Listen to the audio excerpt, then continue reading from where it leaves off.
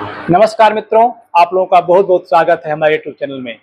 जैसा कि आपको पता है कि मैं मेडिकल ज्योतिष पे एक सीरीज लेके आया हूँ, जिसका उद्देश्य ये है कि मैं मेडिकल और ज्योतिष सिद्धांतों का एक समावेश करके आप लोगों को एक ऐसा मार्गदर्शन प्रदान करूं जिससे आपको ज्ञात हो सके कि आपके शरीर में कौन कौन से रोग होने की संभावनाएं हैं। अगर आप उसको जान लेंगे तो आप पहले से उसका उपाय करके आप इससे बच सकते हैं और एक स्वस्थ जीवन जी सकते हैं। आपने हमारे पिछले एपिसोड में देखा कि कैसे हमारे कुंडली के 12 भाव और ग्रह और राशियां हमारे जीवन को और हमारे रोग को नियंत्रित करती हैं। आज हम एक बहुत ही रोचक विषय लेके आए हैं, तो लेकिन बहुत ही सूक्ष्म है लेकिन बेहद प्रभावशाली है। आज का जो हमारा विषय है वह है नक्षत्र और शरीर का संबंध। हर नक्षत्र शरीर के किसी न किसी अंग से जुड़ा हुआ होता है। अगर वह नक्षत्र कमजोर हो या उसमें ग्रह पीड़ित हो तो उस अंग से संबंधित रोग होने की संभावना बढ़ जाती है। नक्षत्र है क्या, पहले इसको हम जान लेते हैं। नक्षत्रों को चंद्रमंडल के सितारे भी कहा जाता है। 360 डिग्री के आकाशीय मंडल को 27 बराबर भागों में बांटकर हर भाग को एक नक्षत्र कहा जाता है। चंद्रमा हर 2.5 दिन में एक नक्षत्र से गुजरता है और हर नक्षत्र का संबंध शरीर के एक हिस्से से होता है। ज्योतिषाचार्यों ने, विद्वानों ने इन 27 नक्षत्रों को कायिक और मानसिक प्रभावों के आधार पर वर्गीकृत किया हुआ है।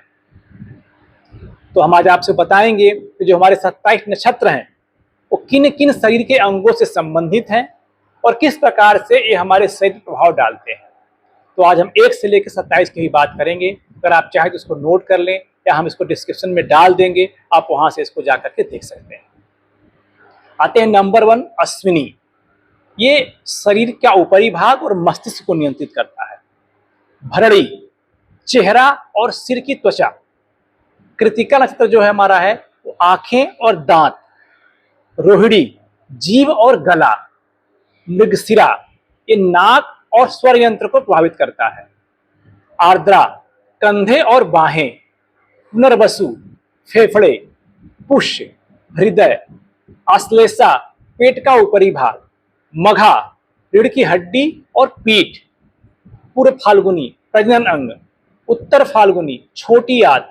हस्त, हथेलियां और उंगलियां। हस्त, हथेलियां और उंगलियां। चित्रा, कमर और मेरुदंड। स्वाति, पिंडलियां। विशाखा, जांघें। अनुराधा, मूत्राशय। ज्येष्ठा, गुप्तंग। मूल, गुदा और नसें। पूर्व आषाढ़ा, नितंब। उत्तर आषाढ़ा, घुटने। श्रवण, कान। घनिष्ठा, नाभि और मांसपेशियां। शतभिषा, रक्त संचार और नसें। पूर्वा भाद्रपद, टखने। उत्तर भाद्रपद, पैर। और रेवती, तलवे और पैर की अंगुलियों को प्रभावित करते हैं। इस प्रकार से आपने देखा कि कैसे 27 नक्षत्र हमारे शरीर के सारे अंगों को प्रभावित करते हैं और उनका इसमें नियंत्रण है। अब आते हैं, हम बात करेंगे कुछ रोगदायक जो नक्षत्र होते हैं। और अगर ये नक्षत्र हमारे जन्म नक्षत्र में हो और इसमें पाप ग्रह स्थित हो तो जो उसके संबंधित अंग हैं उससे संबंधित रोग होने की या उससे जुड़े रोग होने की संभावनाएं बढ़ जाती हैं। जैसे हम बात करते हैं अश्लेषा नक्षत्र की। अगर अश्लेषा नक्षत्र है तो इसमें पेट की गड़बड़ी, पाचन तंत्र दोष होने की संभावना बढ़ जाती है। आर्द्रा नक्षत्र, ये मस्तिष्क तनाव और अनिद्रा को आपको बीमारी दे सकता है। जो मूल नक्षत्र है ये ऑपरेशन और नसों की जकड़न से संबंधित आपके योग पैदा कर सकता है। शतभिषा नक्षत्र, त्वचा रोग, मानसिक रोग और विष जनित रोग, ये आपको इसके योग बना सकता है। ज्येष्ठा, यौन रोग और कमजोरी। विशाखा, हार्मोनल असंतुलन। अनुराधा, मूत्र संबंधी विकार। और रेवती, पैर दर्द, थकान, कमजोरी।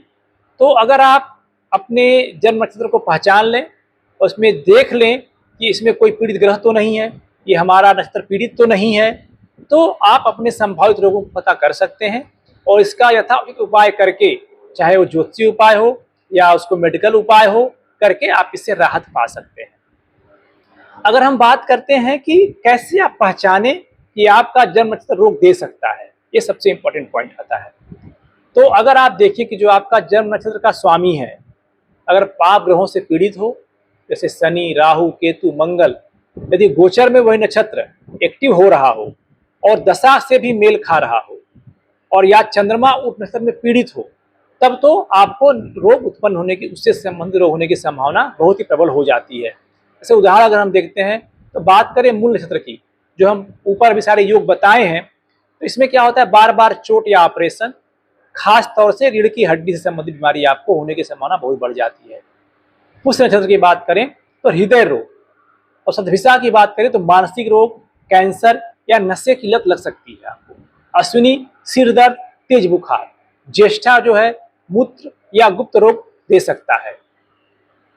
तो इस प्रकार से अगर आप अपने कुंडली का विश्लेषण करवा लें तो आप पहले से जान सकते हैं कि भविष्य में आपको कौन से रोग होने की संभावना है। अगर आप उसको जान लेते हैं तो उसका आप ज्योतिषीय और मेडिकल उपाय करके आप इससे निजात पा सकते हैं। अगर हम थोड़ा सा ज्योतिषी कुछ उपाय बता दें, आपको सूक्ष्म उपाय बताएं और एक तो इसमें हम क्या क्या कर सकते हैं। एक ये आप कॉमन उपाय की अगर हम बात करें, स्पेसिफिक के लिए तो आपको अपनी कुंडली दिखानी पड़ेगी। तो जो नक्षत्र के दोष हैं उनको दूर करने के लिए क्या करें, आप जो आपका जन्म नक्षत्र है उसके अनुसार मंत्र जाप करें, चंद्रमा को मजबूत करें और संबंधित अंग की आयुर्वेदिक चिकित्सा, नियमित योग या आपके एलोपैथिक चिकित्सा भी कराएं ताकि आप उससे निजात पा सकें। और जो संबंधित नक्षत्र आपका है उससे संबंधित दान पुण्य विशेषकर चंद्रवार और नक्षत्र दिवस पर करें। और चंद्र का जो एक मंत्र है, अगर आप चाहें तो उसको कर सकते हैं, ओम सोम सोमाय नमः का मंत्र है, इसको कर सकते हैं। या आप चाहें तो स्पेसिफिक उस नक्षत्र का भी एक मंत्र कर सकते हैं। जैसे एग्जाम्पल की हम बात करें अश्लेषा नक्षत्र की अगर हम बात करें तो उसका जो मंत्र है ओम ह्रीम।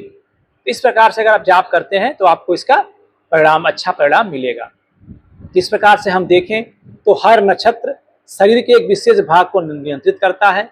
यदि जन्म या गोचर में यह नक्षत्र पाप प्रभाव में हो तो उससे संबंधित रोग उभर सकते हैं। जन्म नक्षत्र का विश्लेषण करके हम रोग की प्रवृत्ति को समय से पहले पहचान सकते हैं और सावधानी बरत सकते हैं।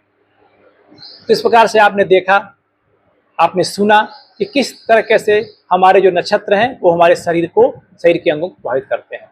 अब अगले एपिसोड में हम बात करेंगे कि ग्रहों की दशाएं, अंतरदशाएं कैसे रोग का निर्धारण करती हैं और आपकी कुंडली में कौन सा ग्रह, कौन सा नक्षत्र कब रोग देगा और कब आपको इससे राहत मिलेगी। तो अगर आपको हमारा चैनल पसंद आ रहा है तो इसको आप लाइक करें, दूसरों को शेयर भी करें, और अभी तक आपने इसको सब्सक्राइब अगर नहीं किया है तो सब्सक्राइब जरूर कर लें ताकि आप तक की नोटिफिकेशन पहुंच सके, और बेल आइकन को दबा दें ताकि जैसे मैं वीडियो अपलोड करूं ये आपको मिल जाए। तो उम्मीद करता हूं कि आपको अच्छा लग रहा होगा। भगवान राम भक्त राम प्रिय हनुमान जी आपका कल्याण करें। जय जय सिया राम।